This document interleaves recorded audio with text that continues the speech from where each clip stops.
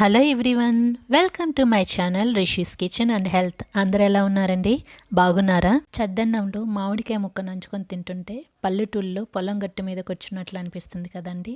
అవునండి, ఈరోజు మా విలేజ్ స్టైల్లో మా అమ్మ మామిడికాయ పచ్చడి పట్టబోతుందండి. చూసేద్దామా? మరి ముందుగా ప్రాసెస్లోకి వెళ్ళిపోదాము. ఇక్కడ ఒక బేసిన్లో 13 మామిడికాయలు తీసుకున్నానండి. ఇవి పచ్చడి మామిడికాయలు, ఇప్పుడే బుట్ట నుంచి ఫ్రెష్గా తీసుకున్నాము. పచ్చిగా ఉండాలి. ఇలా పండిన మామిడికాయలు అయితే పచ్చడికి పనికిరావండి, పచ్చడి అనేది పాడైపోతుంది. ఇలాంటివి ఫ్రెష్వి తీసుకోవాలి. మామిడికాయ పచ్చడిని ప్రిపేర్ చేసుకునేటప్పుడు చాలా శుభ్రతని పాటించాలి. అలాగే ఒక వెడల్పు బేసిన్లో ఇలా మామిడికాయలను వేసుకొని వాటర్ పోసుకోవాలి. ఇవి గ్రీజీగా ఉంటాయండి, కొంచెం నీరు కారినట్లు అలా ఉంటాయి కదా. వీటిని వాటర్ వేసుకొని ఇలా క్లీన్ చేసుకుంటూ ఉండాలి. నేను చూపించిన విధంగా మచ్చలు అనేవి లేకుండా వీటిని క్లీన్ చేసుకొని ఒక పొడి క్లాత్ పెట్టుకొని దానిపైన మళ్ళీ ఒక టవల్ వేసుకొని మనం ముందుగా క్లీన్ చేసుకున్న మామిడికాయని ఇలా వేసుకొని క్లాత్ తోటి నీట్గా తుడుచుకోవాలి. తడి అనేది లేకుండా ఇలా చూపించిన విధంగా తుడుచుకొని ఫ్యాన్ కింద ఒక హాఫ్ అన్ అవర్ పాటు వీటిని ఇలా వదిలివేయాలండి. అప్పుడే పచ్చడి అనేది మనకి చక్కగా కుదురుతుంది, ఎలాంటి డిఫాల్ట్స్ అనేవి లేకుండా ఉంటాయి. ఇక్కడ చూడండి, అమ్మ ఒక కత్తి తీసుకొని ఇట్లా మిడిల్ కట్ చేసి పక్కన పెట్టేస్తుంది. ఇవన్నీ ఇలా నీట్గా ఆ జీరీలు ఉంటాయి కదా పక్కన, అవి తీసి పక్కన పడేశారు. ఇప్పుడు కత్తిపీట మీద ఇలా కత్తితోటి ఇలా మిడిల్కి ముక్కల్ని ఇలా కట్ చేస్తున్నారు. ఈ టెంకెలతో సహా కట్ చేసుకోవాలండి. మీడియం సైజు ముక్కలు కట్ చేసుకోవాలి, అంతేగాని చిన్న ముక్కలు టెంకెల్ని రిమూవ్ చేయకూడదు. మనకి టేస్ట్ అనేది ఉండదు, ముక్క అనేది మెత్తబడుతుంది టెంక్ అనేది తీసుకుంటే. టెంక్ తీసుకోకుండా ఇలా కొట్టుకుంటే బాగుంటుంది. ఇక్కడ నేను ఒక ట్రై వేసాను, చాలా వరెస్ట్గా వచ్చింది. అమ్మలాగా ట్రై చేస్తేను అంటే నాకు రాదని అర్థమైపోయింది. అమ్మాయి కదండి. మేమందరం అమ్మ ముందర ఇలా కూర్చొని ఆ జీడిని మొత్తం పక్కన తీసేసాము.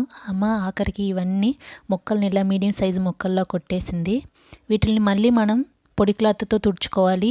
ఇక్కడ లేయర్ ఉంది కదా, అది కూడా రిమూవ్ చేసుకోవాలండి. అవి రిమూవ్ చేసుకున్న తర్వాత మీకు ఎలా వచ్చాయో చూపిస్తాను. చూడండి, ఇలా తోలు రిమూవ్ చేసుకుంటే నీట్గా వచ్చిందండి. మీరు కనుక మా ఛానల్ని ఫస్ట్ టైం చూస్తున్నట్లయితే please subscribe my channel and support మీ.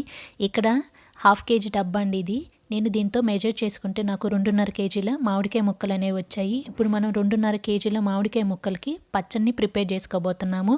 అంతకంటే ముందుగా ఎండలో నేను వెల్లుల్లిపాయలు, కల్లుప్పుని 1/2 అవర్ పాటు ఎండబెట్టుకున్నాను. వాటిని మిక్సీ పట్టుకున్నానండి. 2.5 kgలకి మనకి ఇక్కడ క్రిస్టల్ సాల్ట్ వచ్చేసి 625 గ్రాములు పడుతుందండి ఉప్పు అనేది.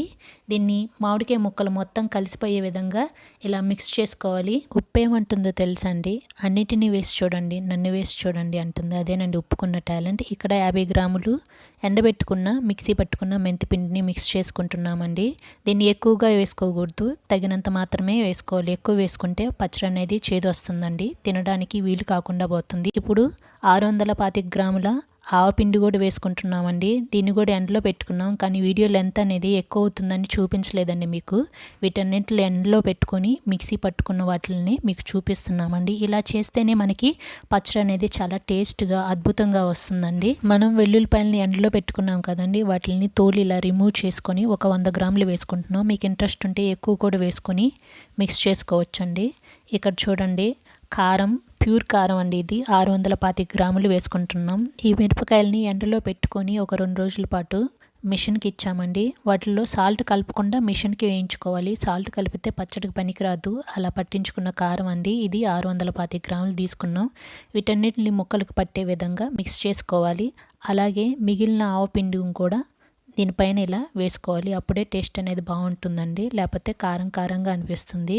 దీనిపైన వేసుకొని ఇలా మిక్స్ చేసుకోవాలి, ముక్కలకు అన్నిటికి పట్టే విధంగా అమ్మ చూపించినట్లు. ఇప్పుడు ఒక ప్లాస్టిక్ డబ్బా తీసుకున్నానండి. యాక్చువల్లీ జాడీలో వేసుకోవాలి, నేను సడన్గా ఊరికి వెళ్ళాల్సి వచ్చింది. జాడీని తీసుకొని వెళ్ళలేం కదండి, లగేజ్ అనేది హెవీగా అయిపోతుంది. అందుకని ఇలా ప్లాస్టిక్ బకెట్లో పట్టుకొని తీసుకొని వెళ్ళిపోతున్నామండి. వీటిని మూత పెట్టుకొని ఒక 4 days అలా రెస్ట్ ఇవ్వాలి. ఊరికి వచ్చేసామండి. 4 days తర్వాత చూడండి, ఓపెన్ చేసి చూస్తే లిడ్ అనేది ఈ విధంగా ఉంది. బాగా ముక్కలకి ఈ మిశ్రమం అంతా పట్టింది.